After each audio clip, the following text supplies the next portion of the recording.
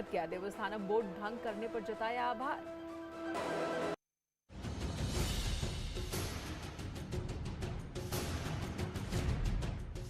जोरदार तालियों के साथ स्वागत कीजिए उत्तर प्रदेश के मुख्यमंत्री योगी आदित्यनाथ। बहुत बहुत धन्यवाद योगी आदित्यनाथ जी, आपने समय निकाला न्यूज 18 के लिए, चौपाल के लिए। पहला सवाल योगी आदित्यनाथ जी। धन्यवाद जी, बहुत बहुत धन्यवाद। धन्यवाद।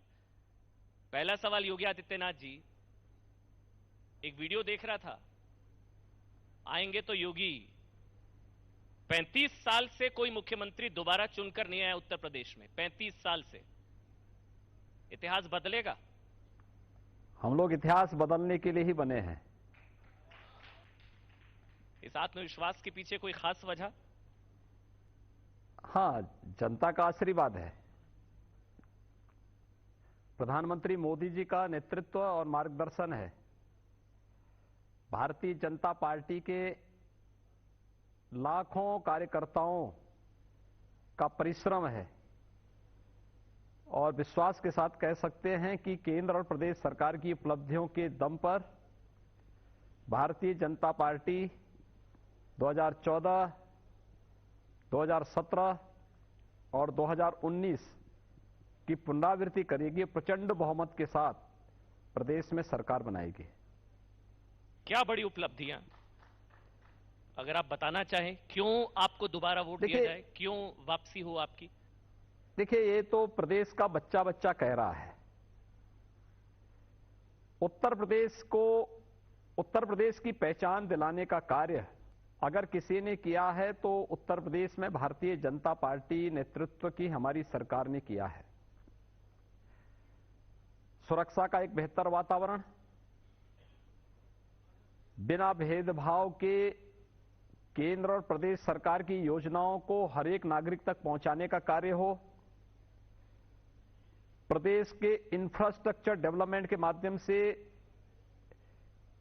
उत्तर प्रदेश, जिस उत्तर प्रदेश को देश के विकास में बाधक माना जाता था, वह उत्तर प्रदेश आज अग्रणी भूमिका के साथ कार्य कर रहा हो। कोविड प्रबंधन हो या बिना भेदभाव के समाज के हर एक तबके को, चाहे वह गांव हो, गरीब हो, किसान हो, नौजवान हो, महिलाएं हो या बच्चे हों, इन सभी को जिसके वे हकदार थे उस हक को दिलाने का कार्य हो, ये अगर किसी ने किया है, उत्तर प्रदेश में भारतीय जनता पार्टी की सरकार ने किया है। और मुझे लगता है हर एक तबका सरकार के कार्यों से संतुष्ट है, खुश है और इस नए भारत के नए उत्तर प्रदेश पर हर एक व्यक्ति को विश्वास है। इसलिए फिर से भारतीय जनता पार्टी प्रचंड बहुमत की सरकार बनाएगी। सीटें बता देंगे सर? 325 प्लस। पिछली बार का रिकॉर्ड टूटेगा? मैंने कहा ना, रिकॉर्ड तोड़ने के लिए ही आए हैं। लेकिन अखिलेश यादव कह रहे हैं कि क्राइम रेट बहुत बढ़ गया। आज ही कहा उन्होंने। आप कह रहे हैं भयमुक्त वातावरण, वो कह रहे हैं भयमुक्त वातावरण चाहिए तो सरकार बदलिए। क्राइम रेट बढ़ गया है उत्तर प्रदेश में। अखिलेश जी स्वयं भयभीत हैं। 4 वर्षों तक वो कहीं दिखाई नहीं दिए और अब भय इस बात का है कि चुनाव के यानी 4 वर्षों तक अता पता नहीं था। इस दौरान गठजोड़ कर रहे थे, कभी 2 लड़कों की जोड़ी, कई बबुआ और बुआ की जोड़ी। इन सब को जनता ने खारिज किया। कोरोना कालखंड में इनके कहीं दर्शन नहीं हो रहे थे और इसलिए जनता इनको बताना चाहती है कि उस दौरान ये लोग आइसोलेशन में थे। अब जनता इनको आइसोलेशन में भेजने वाली है चुनाव के दौरान, इसलिए उनको ये भय है। इसलिए क्राइम रेट बढ़ा नहीं, क्राइम रेट का पैमाना न मैं तय करता हूं, न अखिलेश जी तय करते हैं। ये पूरे देश के सभी राज्यों का नेशनल क्राइम ब्यूरो तय कर लेता है, उनके पास सारे डाटाज हैं। उत्तर प्रदेश का बच्चा बच्चा, हर बेटी, हर बहन और हर माता इस बात को कह सकती है कि उत्तर प्रदेश के अंदर वर्तमान की क्या स्थिति है। इसलिए इसके लिए हमें अखिलेश जी से जी। सर्टिफिकेट नहीं लेना है, लेकिन हां ये भय उनको जरूर है कि जनता उनको आइसोलेशन में न भेज दे। मैं कुछ सवाल पूछूंगा योगी आदित्यनाथ जी, जो आपकी सरकार पर आरोप लगते हैं, मैं एक एक करके वो सवाल पूछूंगा। एक तो सबसे बड़ी चीज ये कि आपके नाम से मुसलमानों को बहुत डराया जाता है, कहा जाता है कि वोट हमें दे दो नहीं तो योगी आ जाएगा। मेरे नाम पर किसी को भयभीत होने की आवश्यकता है ही नहीं। जो कानून का पालन करेगा, कानून के राज पर विश्वास करेगा, उसे बड़े सम्मान और गौरव के साथ उत्तर प्रदेश में रहने का पूरा अधिकार है। लेकिन कोई कानून को धता बता करके कानून को बंधक बनाने का कार्य करेगा तो फिर वह कोई भी होगा, उसके लिए कानून अपना काम भी करेगा। और जो कानून को धता बताते थे, जो कानून को बंधक बनाते थे, जो प्रदेश में दंगा फसाद करते थे, जो बेटियों की बहनों की सुरक्षा के लिए खतरा बने हुए थे, जो व्यापारियों का अपहरण करते थे, वे लोग जरूर प्रदेश के अंदर पहले प्रदेश की जनता को पलायन करने के लिए मजबूर करते थे, अब वे प्रदेश के अंदर विगत 5 वर्ष के दौरान पलायन करने के लिए मजबूर हुए हैं। और इसलिए अगर उसको किसी जाति, किसी वर्ग के साथ कोई जोड़ता है तो ये उनकी सोच हो सकती है, सामान्य उत्तर प्रदेश वासी की सोच नहीं है। उत्तर प्रदेश वासी ये मानता है जो उत्तर प्रदेश का है, उत्तर प्रदेश में सुरक्षित है और उत्तर प्रदेश में हर एक व्यक्ति को सुरक्षा की गारंटी है। धर्म देखकर कार्रवाई होती है, यह आरोप लगता है माफियाओं पर, दंगाइयों पर, धर्म देखकर कार्रवाई होती है। देखिए, अपराधी अपराधी है। हमने कहा ना, हमारी सरकार तो प्रधानमंत्री मोदी जी के इस मंत्र के साथ चलती है, सबका साथ, सबका विकास, सबका विश्वास और सबका प्रयास। ये सरकार की रणनीति का हिस्सा है और सरकार का ये कार्य करने का मूल मंत्र है। इसी को अंगीकार करते हुए पूरी सरकार चल रही है। न जाति, न धर्म, न क्षेत्र, न मत, न मजहब, सबका साथ, सबका विकास और सबका साथ सबके विकास के साथ जोड़ते हुए सरकार पूरी मजबूती के साथ कार्य कर रही है। हम शासन की योजनाओं का लाभ देंगे सबको, लेकिन तुष्टीकरण किसी की नहीं करेंगे। सबका साथ सबका विकास, तो ये अब्बा जान, चचा जान, भाई जान कहते हैं कि ये आप जानबूझकर एक कम्युनिटी को टारगेट करते हैं बार बार चुनावी भाषणों में कि अब्बा जान और चचा जान के अनुयायी सुन ले, जो उत्तर प्रदेश को शाहीन बाग, एक कम्युनिटी को टारगेट करते हैं। सर आप देखिए, ये टारगेट नहीं किया जाता है। मुझे एक बात बताइए, क्या अब्बा जान असंसदीय शब्द है? क्या भाईजान संसदीय शब्द है? जो लोग इस नाम पर तुष्टीकरण करते थे, आज उनको वह संबोधन दिया जा रहा है। आज मैं उनको दूसरे नाम से बोलूं तो अच्छा नहीं होगा, इसलिए मैं उनको बोलता हूं कि भाई देखो, कम से कम अब्बा जान से पूछ लेते, चचा जान से पूछ लेते, भाईजान से पूछ लेते, हो सकता है कुछ और ज्ञानवर्धन होता उन लोगों का। इसलिए उन लोगों को सद्बुद्धि देने के लिए ये कुछ उपमाएं दी जाती हैं। ये किसी व्यक्ति, किसी मत, किसी मजहब को टारगेट करने के लिए नहीं होता है। मतलब अब्बा जान, चचा जान, भाई जान, इसका किसी समुदाय या धर्म विशेष से कोई लेना देना नहीं, आप ये कह रहे हैं? नहीं, इससे किसी व्यक्ति विशेष से, किसी धर्म विशेष से लेना देना नहीं है। यह केवल और केवल वह संबोधन है उन लोगों के लिए जो लोग इसके नाम पर राजनीति करते थे, जिन्होंने प्रदेश की जनता के साथ, किसी भी वर्ग के साथ न्याय नहीं किया अपने शासनकाल में। उन लोगों को सामान्य संबोधन की एक भाषा है। सामान्य संबोधन में अब्बा जान हिंदू धर्म में तो नहीं होते ना सर? सामान्य संबोधन में हिंदू धर्म में चचा जान या भाई जान तो नहीं होते। उन्होंने तुष्टीकरण हिंदुओं की नहीं, उन्होंने मुस्लिम तुष्टीकरण की, इसलिए उनको यह संबोधन दिया जा रहा है। हमारी सरकार तुष्टीकरण तो नहीं कर रही है, हमने सबका साथ सबके विकास की बात कही है। एनकाउंटर राज दूसरा आरोप आपकी सरकार पर लगता है। पुलिस पर कोई गोली चलाएगा तो पुलिस हाथ पे हाथ धरे रह करके नहीं बैठ सकती। पुलिस सुरक्षा की प्रतीक है और उत्तर प्रदेश का पुलिस बल देश का सबसे बड़ा पुलिस बल है। अगर उसी का मनोबल टूट जाएगा ये 25 करोड़ की आबादी को सुरक्षा कौन प्रदान करेगा? हमारे पुलिस के जवान भी शहीद हुए हैं, इसकी चर्चा नहीं होती। हमारे पुलिस के जवान भी गंभीर रूप से घायल हुए, इनकी चर्चा नहीं होती। लेकिन अगर दुर्दांत माफिया कहीं पुलिस इनकाउंटर की चपेट में आता है तो वह इशू बनता है। मुझे लगता है कि अपराधी और माफियाओं के प्रति सहानुभूति व्यक्त करना हमें बंद करना होगा। वो माफिया मुसलमान निकल आता है, तब आरोप लगते हैं कि आप माफियाओं पर धर्म की वजह से कार्रवाई करते हैं। बुलडोजर राज तीसरा आरोप। देखिए, हर प्रकार के माफिया हैं। देखिए, जिसने सार्वजनिक संपत्ति पर कब्जा किया है, जिसने व्यापारियों की संपत्ति पर कब्जा किया है, जिसने गरीबों की संपत्ति पर कब्जा करके उनको उजाड़ा है, मुझे लगता है कि यह समय का तकाजा है कि ब्याज सहित उसकी वसूली होनी चाहिए और उस पर कार्रवाई होनी चाहिए। सरकार ने कोई भी काम नियम विरुद्ध नहीं किया है। हमने तो केवल उन माफियाओं से वह संपत्ति वापस ली है जो संपत्ति उन्होंने अनैतिक और अवैध तरीके से किसी गरीब का, किसी व्यापारी का या किसी सार्वजनिक संपत्ति पर कब्जा किया है, तो उसको संपत्ति उसकी वापस ली। और कुल अभी 2000 करोड़ रुपए की संपत्ति हम लोगों ने भी वापस ली है। अभी मुझे लगता है कि बड़ी संपत्ति वापस लेनी बाकी है और इस पर हमारी कार्रवाई निरंतर चल रही है। प्रधानमंत्री के साथ आपकी फोटो जो आपने ट्वीट करी थी, वो तस्वीर से बड़ी तिलमिलाहट पैदा हुई थी पॉलिटिकल सर्कल्स में। उस तस्वीर का थोड़ा राज बताइए ना, क्या कहानी उस तस्वीर की? उत्तर प्रदेश में हम लोगों को जो भी सफलता प्राप्त हो रही है, ये प्रधानमंत्री मोदी जी का मार्गदर्शन और उनकी प्रेरणा है।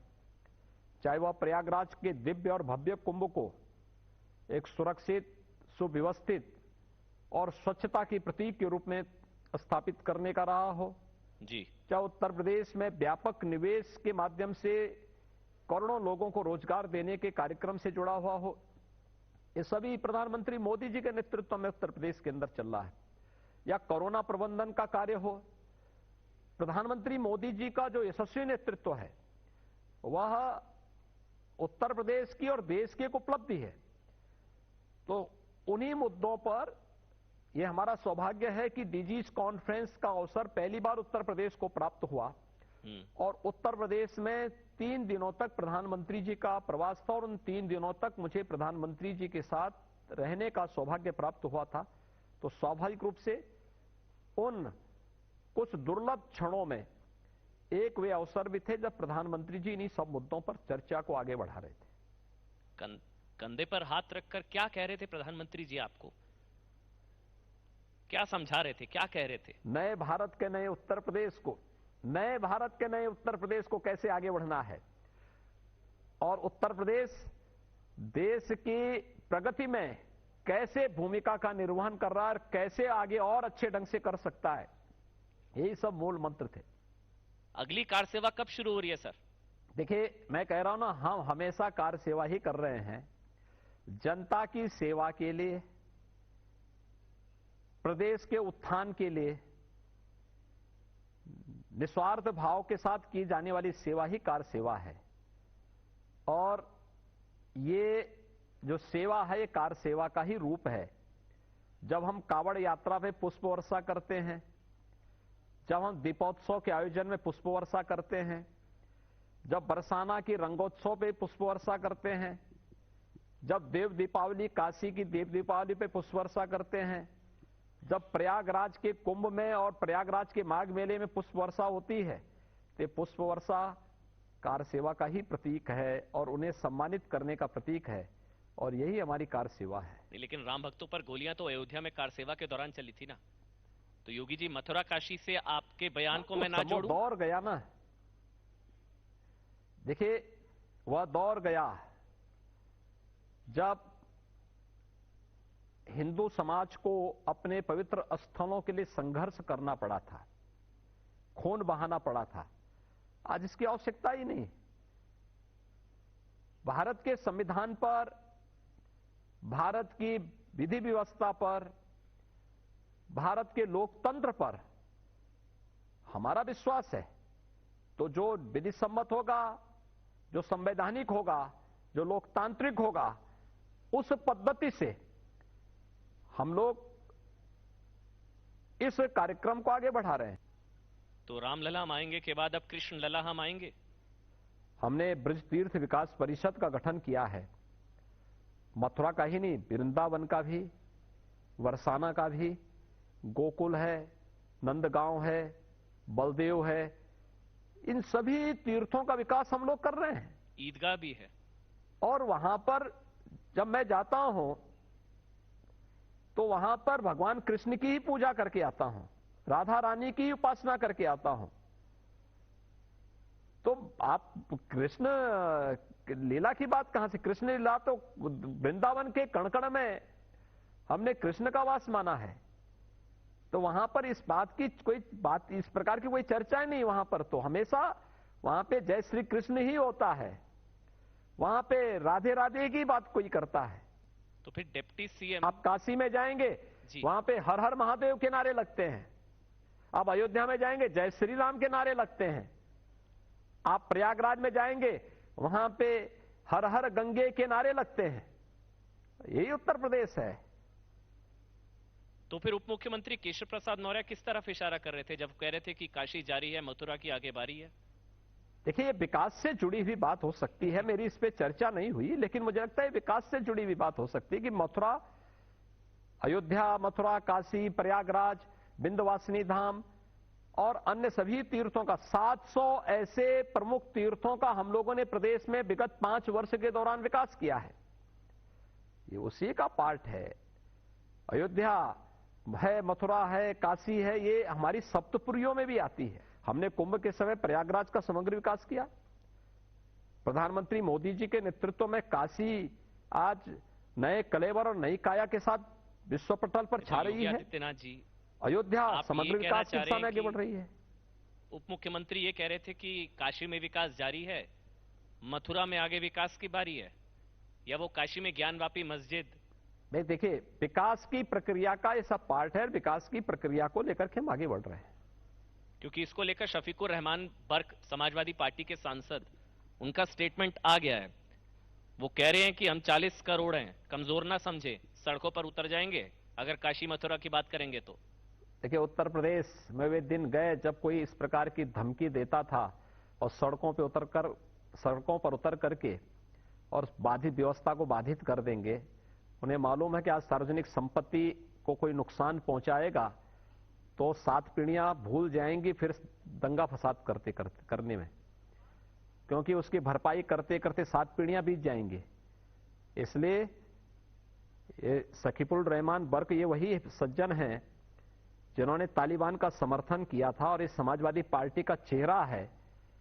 इससे ज्यादा शर्मनाक स्थिति और क्या हो सकती है? कोई पार्टी का भी खंडन नहीं करती, उस तालिबान का समर्थन करती है जो तालिबान देश की आधी आबादी का विरोध करता हो, महिलाओं का विरोध करता हो, बच्चों के विरोधी हो। सभ्य समाज में इस प्रकार के वक्तव्य, तो आप इस प्रकार के लोगों को गंभीरता से लेते हैं, ये मुझे लगता है नहीं लिया जाना चाहिए। योगी आदित्यनाथ जी, आप सीधी चुनौती किससे समझते हैं? प्रियंका गांधी, प्रियंका फैक्टर उत्तर प्रदेश में हाथरस से लेकर लखीमपुर तक ग्राउंड पर नजर आई। प्रियंका गांधी कोई फैक्टर है क्या उत्तर प्रदेश विधानसभा चुनावों में? मुझे लगता है कि सैटेलाइट मैपिंग से कहीं ढूंढना पड़ेगा। लेकिन तो बहुत ग्राउंड पर नजर आ रही है। मैं फिर से कह रहा हूं, लखीमपुर, हाथरस, आप लोग जाने नहीं देते, गाड़ी रोक देते हैं, उनकी पब्लिसिटी उनको अलग से मिलती है। तो प्रियंका फैक्टर कुछ नहीं है। भाई बहन की जोड़ी 2014 में अपनी ताकत आजमा चुकी है।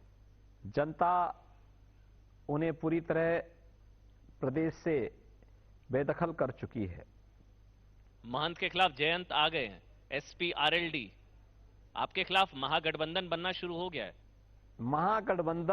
महागठबंधन 19 में था, अब 2019 के डाटा सबके सामने हैं, लोग देख सकते हैं 2022 में अब जनता क्या नजारा प्रस्तुत करती है।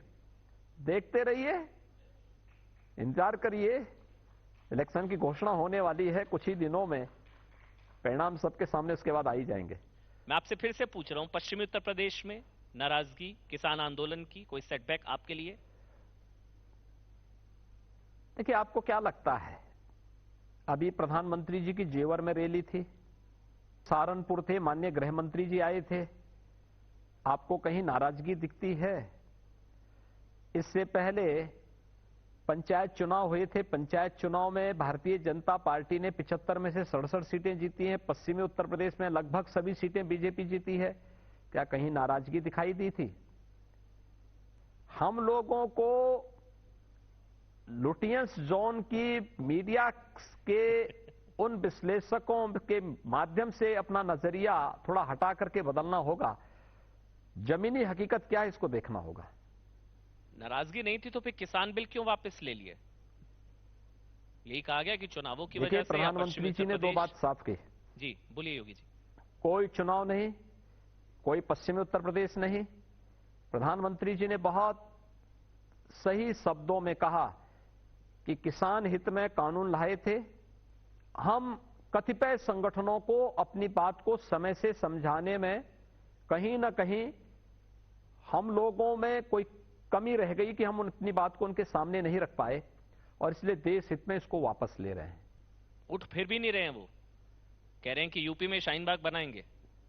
देखिए, उत्तर प्रदेश है जी, उत्तर प्रदेश शाहीन बाग नहीं बन सकता। उत्तर प्रदेश में राम मंदिर बन सकता है, काशी विश्वनाथ धाम बन सकता है, उत्तर प्रदेश में कांवड़ यात्रा निकल सकती है। उत्तर प्रदेश में कोई शाहीन बाग नहीं बन सकता। तो फिर जिन्नावादी और राष्ट्रवादी क्यों हो जाता है चुनाव? आप कहते हैं सबका साथ, सबका विकास, सबका विश्वास, जाति नहीं, मजहब नहीं, लेकिन भाषणों में नजर आता है अब्बा जान, चचा जान, जिन्नावादी, राष्ट्रवादी। जी योगी जी। उस सोच को जवाब देने के लिए याद करिए, 31 अक्टूबर की तिथि पूरा देश राष्ट्रीय एकता दिवस के रूप में मना रहा था, और उस दिन राष्ट्र नायक सरदार वल्लभ भाई पटेल को जब पूरा देश श्रद्धांजलि दे रहा था, सम्मान दे रहा था, उनके प्रति सम्मान व्यक्त कर रहा था, तब समाजवादी पार्टी के अध्यक्ष एक राष्ट्र नायक की तुलना एक खलनायक से कर रहे थे, और इसलिए उनका जवाब देने के लिए यह आवश्यक था कि लौह पुरुष सरदार वल्लभ भाई पटेल भारत के राष्ट्र नायक हैं। जिन्ना हमेशा भारत के अंदर खलनायक के रूप में ही देखे जाएंगे। वो तो उल्टा आप पर आरोप लगाते हैं कि पूरा चुनाव विकास, मतलब वो तो काम बोलते हैं और आप नाम बदलने की राजनीति करते हैं। ये काम वर्सेस नाम की लड़ाई है। कह रहे हैं आप लोग लिस्ट बनाकर बैठे हैं, सबके नाम बदले जा रहे हैं। भाषा विश्वविद्यालय का नाम मान्यवर कांसीराम भाषा विश्वविद्यालय था। समाजवादी पार्टी ने इसका नाम क्यों बदल दिया?